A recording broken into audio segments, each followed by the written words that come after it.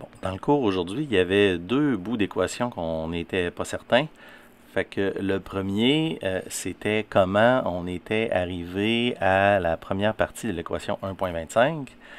Donc, la façon de montrer ça, c'est de voir que dans la partie 1.22, c'est le dérivé d'un produit.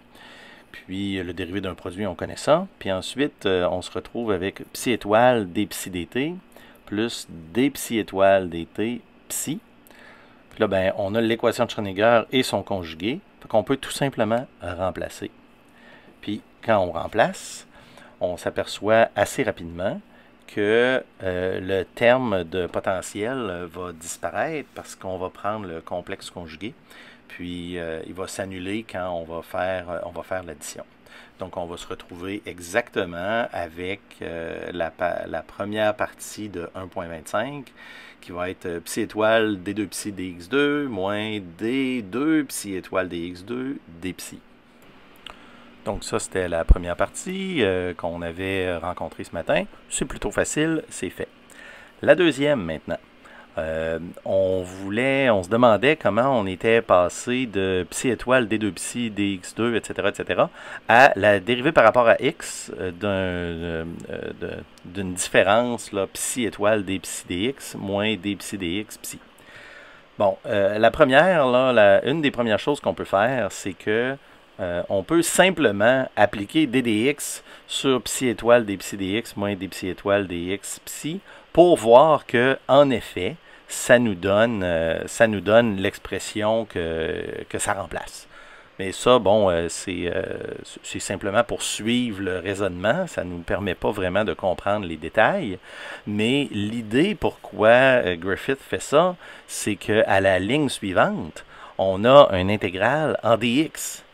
Bien, si on a la dérivée par rapport à x d'un produit dx, ben, l'intégrale, ça va être simplement l'expression qu'on dérivait. Hein? L'intégrale d'une dérivée d'une fonction, c'est la fonction.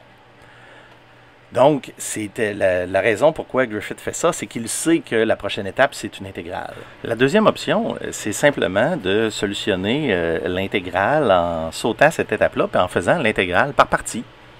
C'est plus laborieux, mais ça reste que c'était quand même l'idée. Puis c'est parce que Griffith savait qu'il y avait une intégrale qui s'en venait qu'il a fait ce truc-là. Mais donc, je vais le faire par partie.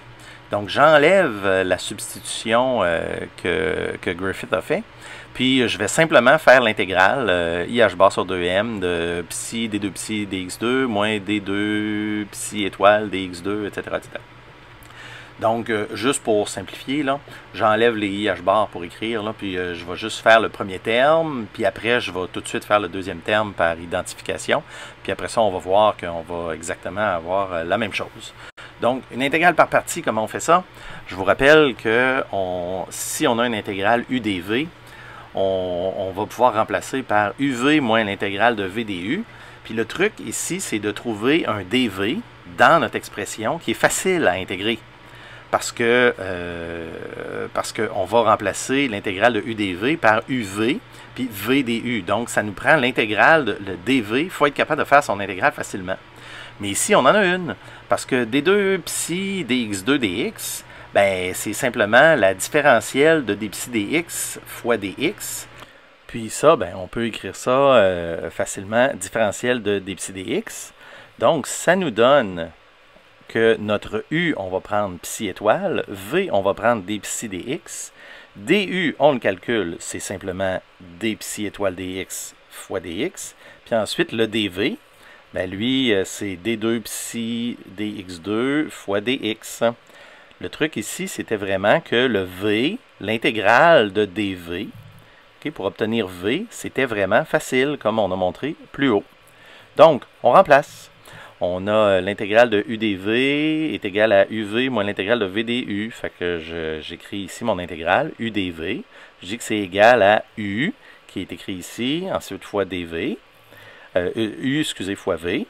Puis ensuite, j'ai l'intégrale de VdU. J'écris mon V, qui est d psi dx, et du, qui est d psi étoile dx fois dx. Quand je fais le deuxième terme, on va se rendre compte que finalement, la deuxième partie de chaque terme sont identiques, puis quand on va soustraire le terme 1 moins le terme 2, ça va simplement s'annuler.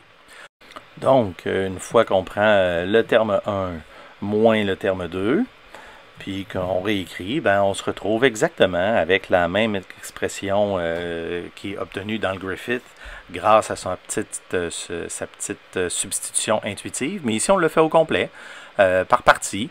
Puis c'est identique à l'équation 1.26. Là, je vais mettre mes bornes là, pour que ça soit parfait. Mais donc, la solution de l'intégrale, c'est ce qu'il fallait démontrer. Ça s'obtenait par partie. Donc, est-ce qu'il faut savoir tout ça? Ben, pour l'instant, dans le chapitre 1, il y a beaucoup de mathématiques, puis il faut un petit peu voir d'où ça vient. Mais finalement, ça reste que c'est pas de la mécanique quantique, c'est simplement des intégrales un peu compliquées. Puis, ben, ici, il y avait deux façons de s'en sortir. On pouvait simplement reconnaître que Griffith avait pris un truc, puis appliquer la dérivée par rapport à x pour voir que oui, en effet, c'était équivalent. Bon, c'est une façon de le faire. Puis l'autre, ben, je l'ai fait au complet, en faisant l'intégrale par partie. Est-ce qu'on va être obligé de refaire des intégrales par partie souvent? Dans les débuts, il y en a quelques-unes quand même. Mais est-ce que ça va être essentiel pour la suite? Non. Donc, c'était surtout pour culture générale, pour que vous voyez exactement d'où les équations venaient.